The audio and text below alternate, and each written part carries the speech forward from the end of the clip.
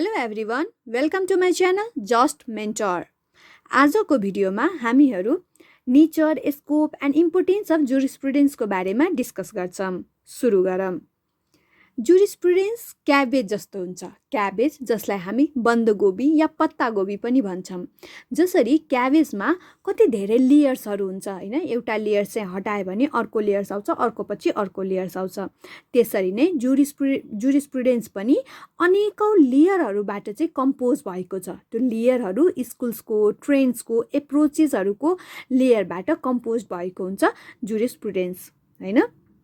र त्यति मात्र नभएर जुरिस्प्रुडेन्सको एउटा लेयरले पनि धेरै फ्याब्रिकहरू इन्क्लुड गरेको हुन्छ।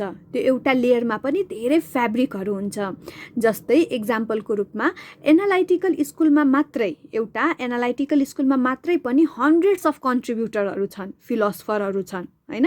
बेन्थमदेखि लिएर एचएलए हार्टसम्म र त्यसपछि पनि कति धेरै फिलोसफरहरू छन्। हो, त्यही भएर हामी जुरिस्प्रुडेन्सलाई चाहिँ एज ए क्याबेज पनि बुझ्न सक्छौं।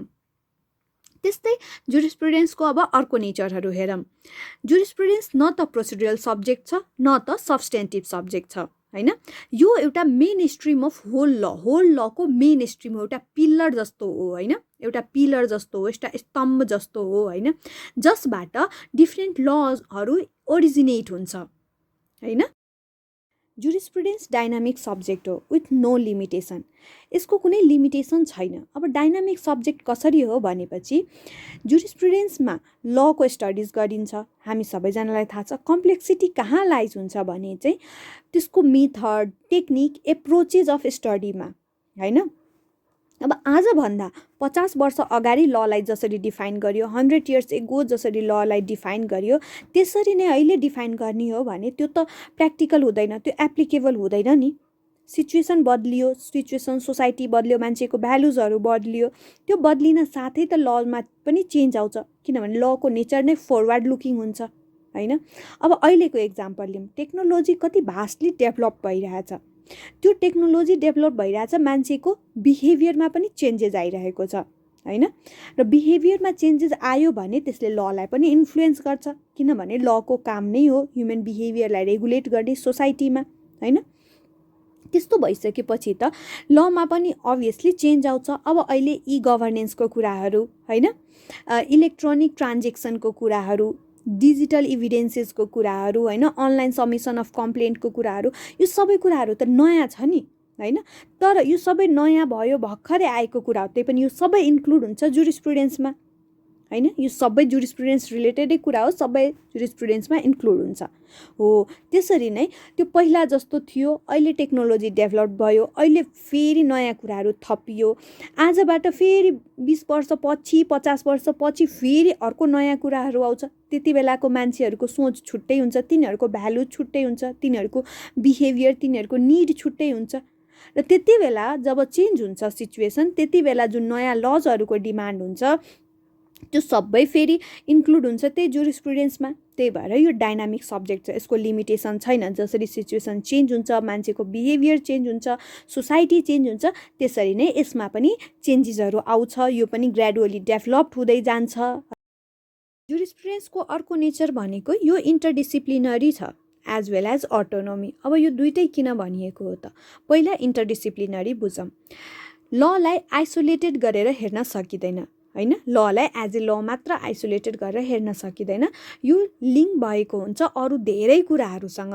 जस्तै ह्युमन बिहेभियर भयो, साइकोलोजीको कुरा भयो, किनभने ह्युमन बिहेभियरलाई रेगुलेट गर्छ। सोसाइटीमा पिस एन्ड हार्मोनी मेन्टेन गर्ने काम पनि लकै हो हैन। मान्छेहरूलाई जस्टिस प्रोभाइड गर्ने काम पनि लकै हो। यो सबै भइसकेपछि त जुरिस्प्रुडेन्स भनेको सोसियोलोजीसँग पनि लिङ्क भएको छ, इथिक्ससँग, साइकोलोजीसँग, हिस्ट्रीसँग, इकोनोमिक, पोलिटिक्स, यो सबैसँग लिङ्क गरेर चाहिँ हेरिन्छ जुरिस्प्रुडेन्सलाई। त्यही भएर यो इन्टरडिसिप्लिनरी सब्जेक्ट हो। अब सोसाइटीलाई स्टडी गरेर नै ल बनाउने हो, र लले फेरि रेगुलेट गर्ने सोसाइटीलाई नै हो हैन। पोलिटिक्सलाई पनि रेगुलेट गर्ने लले नै हो, इकोनोमिक कन्डिसनलाई पनि लले रेगुलेट गर्छ। यो सबै लिङ्क भएको सब्जेक्ट म्याटर हो। त्यही भएर जुरिस्प्रुडेन्सलाई इन्टरडिसिप्लिनरी सब्जेक्ट भनिन्छ। ललाई गरेर हेर्न सकिँदैन, यो सबैसँग लिङ्क गरेको हुन्छ। त्यही भएर हामी यसलाई इन्टरडिसिप्लिनरी सब्जेक्ट भन्छौँ। अब यसलाई हामी अटोनोमी पनि किन भन्छौँ त?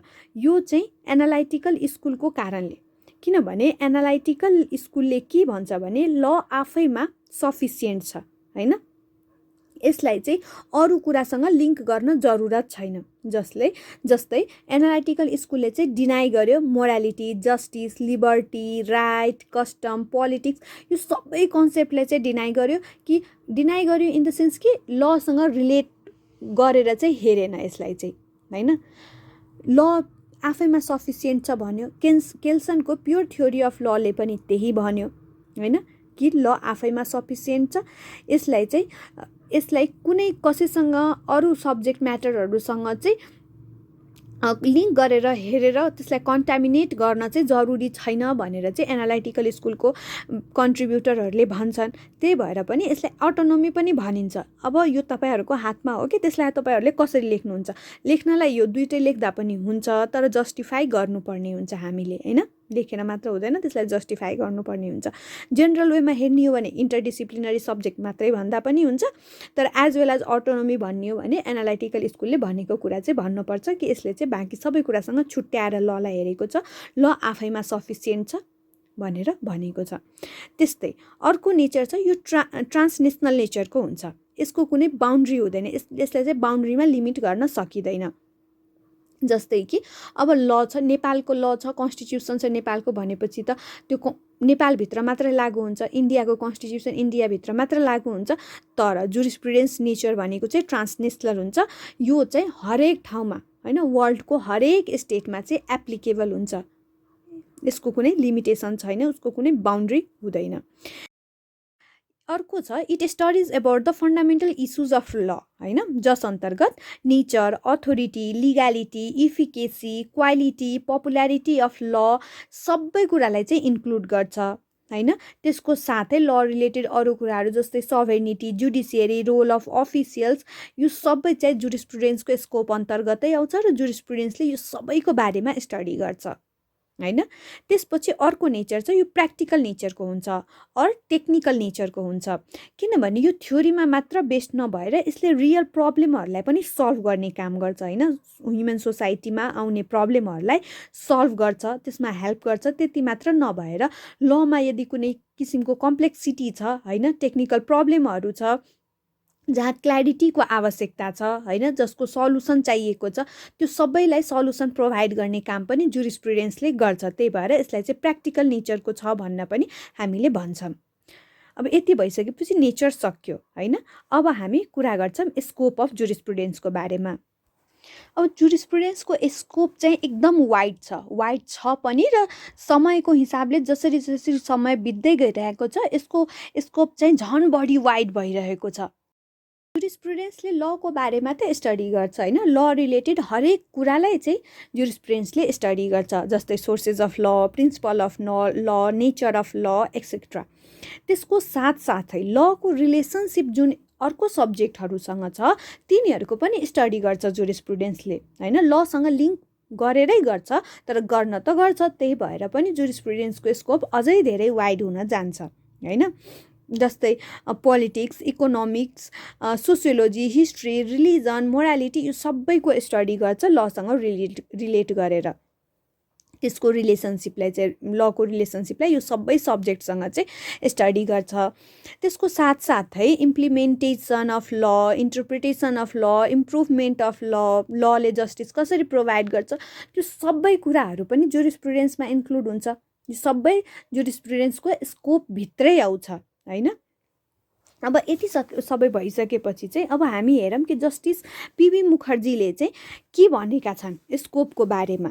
उहाँले चाहिँ स्कोपको बारेमा यो कुरा भन्नुभएको छ, यहाँ मैले लेखिदिएको छु। जुरिस्प्रुडेन्स भनेको both intellectual and idealistic abstraction हो, होइन, as well as behavioural study of man in society, होइन। सोसाइटीमा मान्छेको बिहेभियर पनि स्टडी गर्ने काम गर्छ। इन्टेलेक्चुअल छँदैछ, आइडियलिस्टिक त छँदैछ। त्यसको साथै यसले इन्क्लुड गर्छ political, social, economic and cultural ideas, होइन। यो सबै आइडियाजहरूलाई पनि जुरिस्प्रुडेन्सले इन्क्लुड गर्छ। त्यसको साथै it covers the study of man in relation to society, हैन। यसले त यो पीबी मुखर्जीले पनि जुरिस्प्रुडेन्सको स्कोपलाई कति धेरै वाइड गरेर चाहिँ भनेका छन्, त्यो हामीले हेर्न सक्छौँ हैन। अब यति भइसकेपछि आई होप तपाईँहरूले चाहिँ स्कोप मजाले बुझ्नु भएको छ होला हैन। अब हामी हेरौँ इम्पोर्टेन्स अफ जुरिस्प्रुडेन्स। अहिलेसम्म हामीले जुरिस्प्रुडेन्सको बारेमा जति पनि कुराकानी गऱ्यौँ त्यसले पनि जुरिस्प्रुडेन्सको इम्पोर्टेन्सको बारेमा केही हदसम्म थाहा भइ नै सकेको होला। त्यही पनि हामी अब पोइन्ट वाइज हेरौँ। पहिलो, जुरिस्प्रुडेन्सले चाहिँ रुल अफ इन्टरप्रिटेसन प्रोभाइड गराउँछ। रुल अफ इन्टरप्रिटेसन प्रोभाइड गराउँछ जसले चाहिँ जजेसहरूलाई, लयरहरूलाई हेल्प गर्छ लको ट्रु मिनिङ एसर्टेन गर्नमा हैन। लेजिस्लेचरले जुन ल बनाउँछ त्यो लेजिस्लेचरद्वारा बनेको लको ट्रु मिनिङ चाहिँ एसर्टेन गर्नमा जजेस, लयरहरूलाई चाहिँ हेल्प गर्छ जुरिस्प्रुडेन्सले by providing rule of interpretation. त्यस्तै अर्को छ, यसको चाहिँ प्र्याक्टिकल एप्लिकेबिलिटी हुन्छ। यसले चाहिँ रियल प्रब्लमहरूलाई सल्भ गर्नमा हेल्प गर्छ र त्यसको साथै ल रिलेटेड जुन कम्प्लेक्सिटीको प्रब्लमहरू हुन्छ त्यसलाई पनि सल्भ गर्नमा हेल्प गर्छ। त्यस्तै अर्को इम्पोर्टेन्स छ, यसको ग्रेट एजुकेसनल भ्यालुज हुन्छ किनभने यसले लिगल कन्सेप्टको लजिकल एनालाइसिस गर्न पनि सिकाउँछ हैन जुरिस्प्रुडेन्सको द्वारा, जसले चाहिँ हेल्प गर्छ लयरहरूलाई त्यसको लजिकल टेक्निकलाई शार्पेन गर्नमा। त्यस्तै जुरिस्प्रुडेन्सलाई आई अफ ल पनि भनिन्छ। किन भनिन्छ भने जुरिस्प्रुडेन्सले चाहिँ लाइट थ्रो गर्ने काम गर्छ हैन, लको फन्डामेन्टल प्रिन्सिपल्सहरू, बेसिक्स आइडियाहरूको बारेमा इन ए गिभेन सोसाइटी। यसको अर्को इम्पोर्टेन्स छ कि जुरिस्प्रुडेन्सले चाहिँ स्टुडेन्टहरूलाई पनि एकदम धेरै हेल्प गर्छ तिनीहरूको थिङ्किङलाई रेसनलाइज गर्नमा र उनीहरूलाई प्रिपेयर गर्छ उनीहरूको सिभिल लाइफलाई अपलिफ्ट गर्नमा।